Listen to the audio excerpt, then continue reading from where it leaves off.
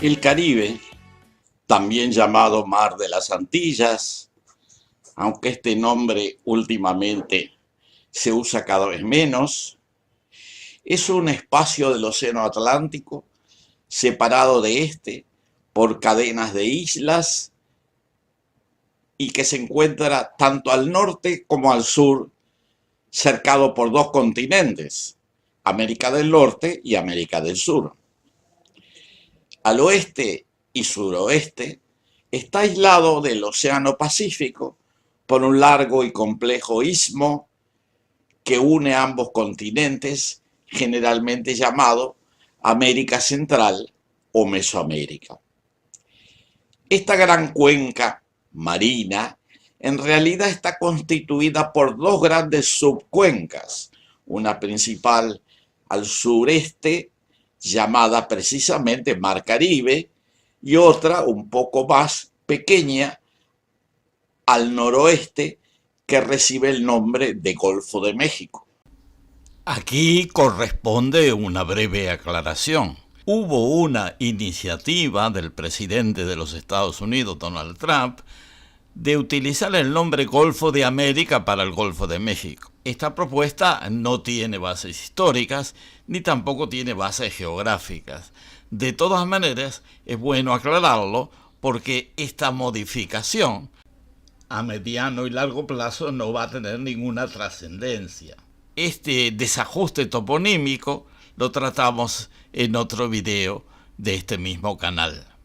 Si bien son dos cuencas geográfica y toponímicamente diferenciables por cercanía, relativamente amplia comunicación y razones climáticas, podemos considerarlas como una gran mega unidad. Como decía anteriormente, en su borde exterior, limitando estas cuencas, se encuentra una extensa cadena de islas de variados tamaños, donde en diferentes momentos de la historia se asentaron diversos pueblos, primero nativos de América, luego colonizadores europeos, y junto con ellos, algunas décadas más tarde, inmigrantes forzados africanos. Esto dio lugar a una gran heterogeneidad, tanto física como cultural, que se transformó en una de las principales características de la población de estas islas.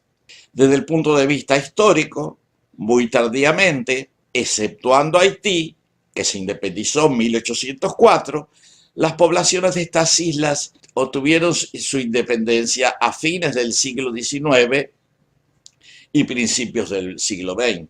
Cuba y República Dominicana al principio del siglo XX y Jamaica y Trinidad, así como las pequeñas islas de la cadena oriental del Caribe en la segunda mitad de este mismo siglo. El elemento que influyó profundamente en la evolución de estas islas, sobre todo en algunas de las islas mayores, como Cuba, Haití, Santo Domingo y Puerto Rico, fueron las políticas expansionistas de los Estados Unidos que las ocuparon a principios del siglo XX y en el caso de Puerto Rico todavía la ocupan. El caso de Cuba en la actualidad es diferente, pues a partir del 1959 basó todas sus políticas y medidas sociales y culturales en liberarse de la tutela de los Estados Unidos, cosa que logró con éxito parcial hasta el presente. Y digo éxito parcial porque este país está sometido a fuertes restricciones, sanciones y embargos económicos que dificultan grandemente su funcionamiento. Debo confesar que mis experiencias personales en estas islas son limitadas, tanto en el tiempo como en el espacio. De todos modos, visité a Cuba varias veces en el marco de algunos proyectos del International Development Research Center de Canadá y algunos años más tarde para dictar cursos. Tuve oportunidad de visitar Haití y República Dominicana hace poco más de una década, también relacionado con proyectos, en este caso con el apoyo de UNESCO. Algunos años antes había visitado Jamaica en trabajo de monitoreo de proyectos y Trinidad y Tobago para asistir a congresos y algún otro trámite.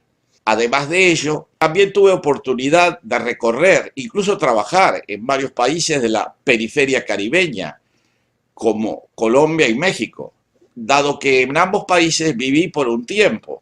En un principio en Acapulco, luego residí en Bogotá, en Colombia, también viví en Toluca, cerca de la Ciudad de México, en el Estado de México, y también había desarrollado proyectos y dado cursos en Venezuela, Costa Rica, Nicaragua y Guatemala, entre otros.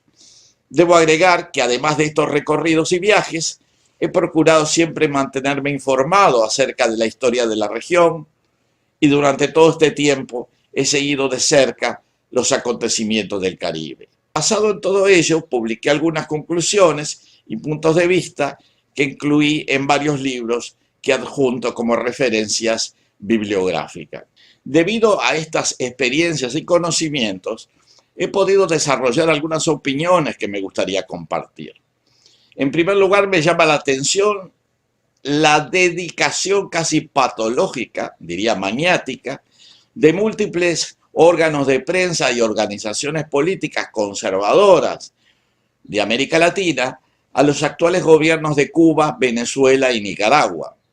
Según esta corriente de opinión, apoyada fuertemente por los Estados Unidos y a menudo también por varios gobiernos europeos, en estos países existen regímenes dictatoriales y represivos donde no hay libertades políticas y de expresión del pensamiento y que son profundamente criticables.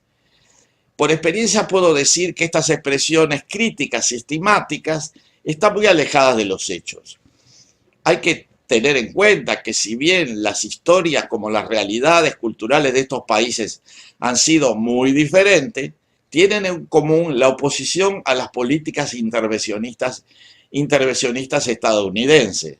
Y ese es el núcleo del problema, la resistencia al intervencionismo de los Estados Unidos, que se había expresado muchas veces promoviendo u organizando golpes de Estado y dictaduras sangrientas en el pasado, como fue el caso de Batista en Cuba y de Somoza en Nicaragua.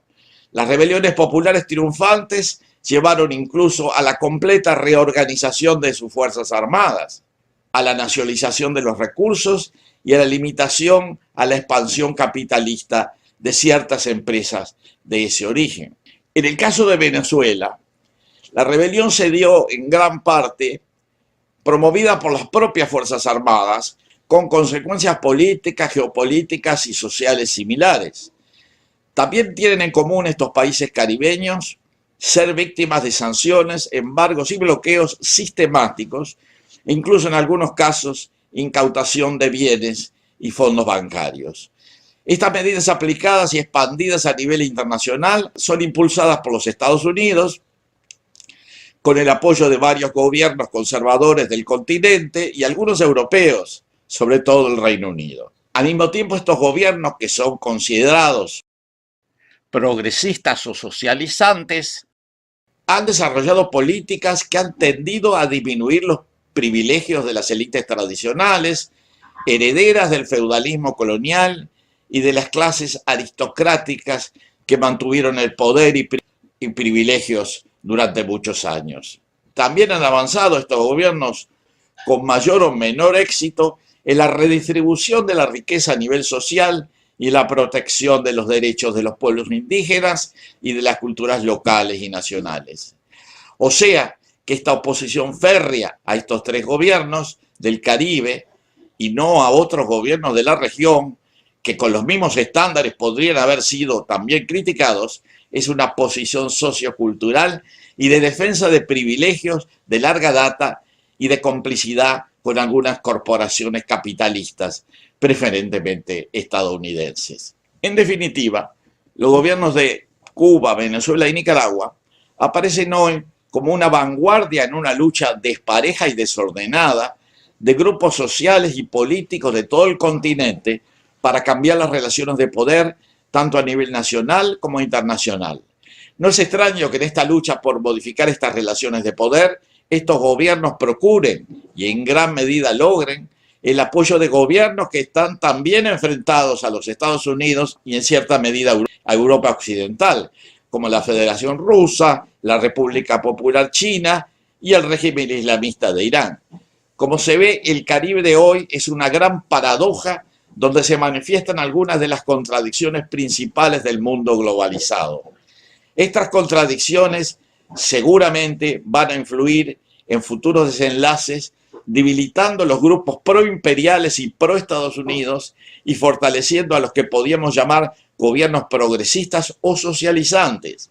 Estos procesos seguramente modificarán aún más la correlación de fuerzas internacional y latinoamericana, favoreciendo a quienes procuran cambiar las relaciones de poder para finalmente eliminar los gobiernos elitistas y conservadores de la región del Caribe y del continente latinoamericano en general.